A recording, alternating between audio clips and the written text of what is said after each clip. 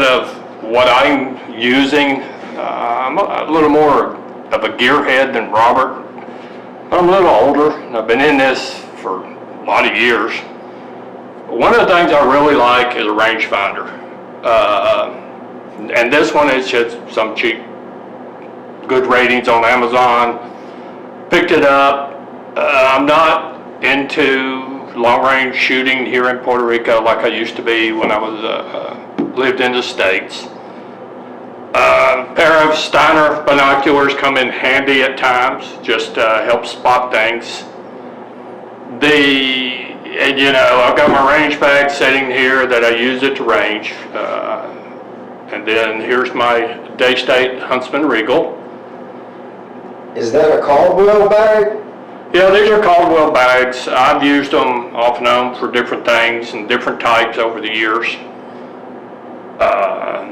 But yeah, this Daystate, it is 25 cal. 25 cal seems to do, you know, the adequate job on iguanas. You can do 22. If you get one of the more powerful ones, it's fine. We even have shot some with break barrels. But the bigger iguanas, we just like a little more power to ethically just try to get them in one shot. And even though it comes with a magazine, I prefer a shot tray.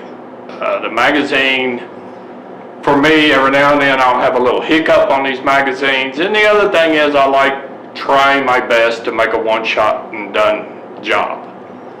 I've got a Athlon telescope on here, and even mounted a Tacticam on it that you'll see some of in future videos, I hope. We got a 0 dB moderator that I put on this gun. This gun's pretty loud. It's not backyard friendly without a moderator. We shoot a little bit at a little range Robert got at his house, and one of his neighbors thought we were shooting a .38 pistol there. Which, where we live, we can't do that. No. So, you know, I do shoot powder, and I'm shooting it here, but it's always at a range. And now most of our shooting we do at a range. I like to stretch the legs on this thing out to, you know, 100 yards. And I got to where I can consistently group pretty good with this gun. The ethics behind long-range shooting on iguanas, well, it's to each their own. If you're confident with your gun, you can stretch it out some in the right situation. I would never take super long, and when I'm talking super long for these guns, 100 yards or so for this type gun. But the bigger the iguana, the closer you need to get, so you got more power to dump on that thing. Now my longest shot has been on a medium to small iguana at 92 yards, and one shot, and it was out of the tree, one and done, which is, that's all we ever want, and that's what we strive for. Yeah, one of the things we haven't talked too much about, and I'm not going to go about it, but we are lens and lead. Well, the lens comes from the fact that I've done some wildlife photography in the past. I'm an old Virginia farm boy from Southwest Virginia, and ended up moving here and being here due to a job and a marriage, which is no longer, by the way. That's another one of those deals. But my background as far as outdoors goes is lots and lots of whitetails, lots of wild turkeys, some competition with pistols in the past, some competition with rifles in the past. So, you know, I'm a shooter. I've been shooting since I was 6 years old, and I'm not going to say where I'm at now, but it's like times 10 or more. Times 10 plus, let's say. And what got you into shooting or hunting iguanas? Do I now? What got you into hunting iguanas? Well, that's a long, convoluted story, and to make it short, to go back into the lens side, I started shooting wildlife more. I've always shot photos of wildlife forever, but I really got serious about it after moving to Puerto Rico. because there wasn't nothing to hunt here. So that camera replaced my hunting. And then later on, Robert and I met, and we started talking about, well, the fact that now we can hunt green invasive iguanas. And so, yeah, we both went out, we bought brake barrels, we did, okay.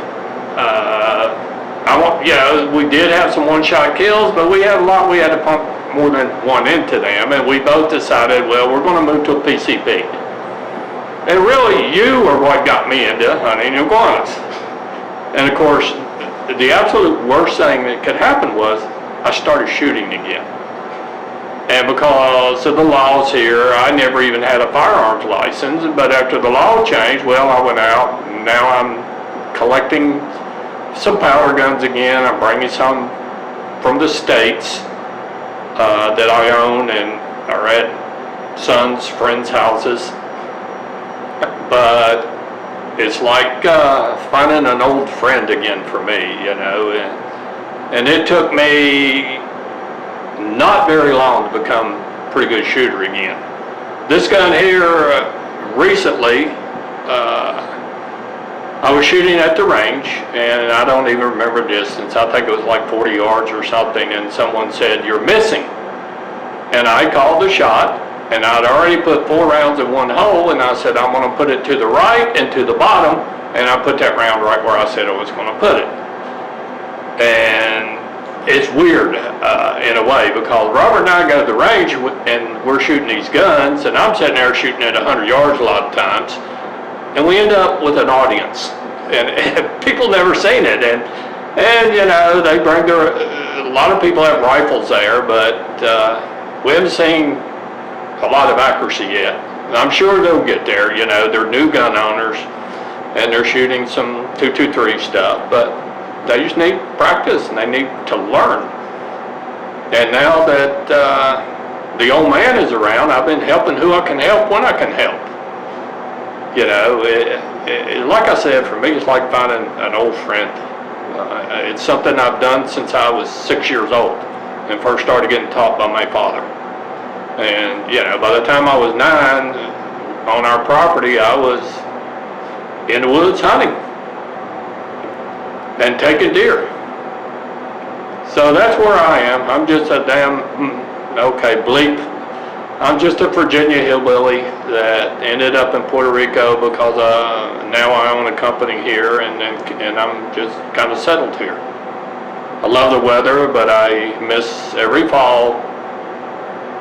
Every single fall, I'm just itching to go back home. And after my parents passed away, I don't get back as often as I should. And it was kind of fun. I always planning trips back home so you could hunt the property that you knew like the back of your hand.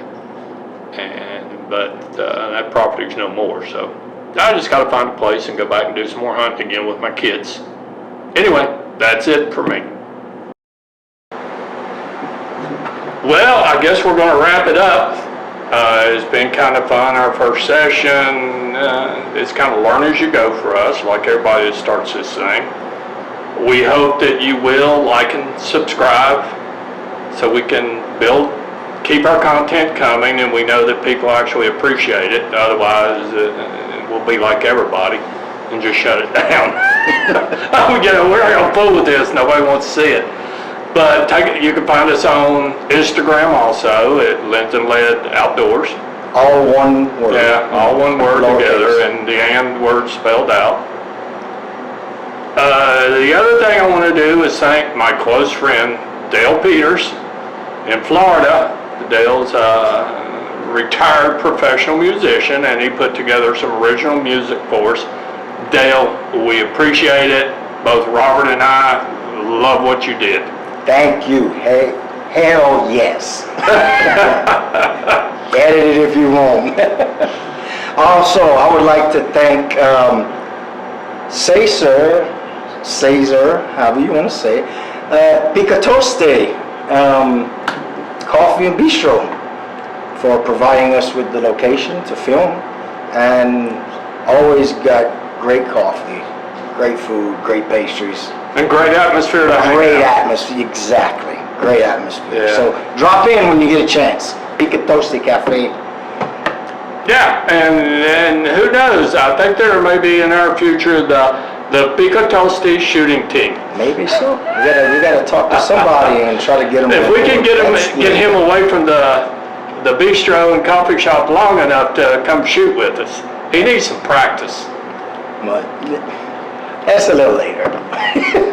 All right, But thank you. Have thanks a nice lot. day. We will see you very soon in the woods. Shoot straight and be happy.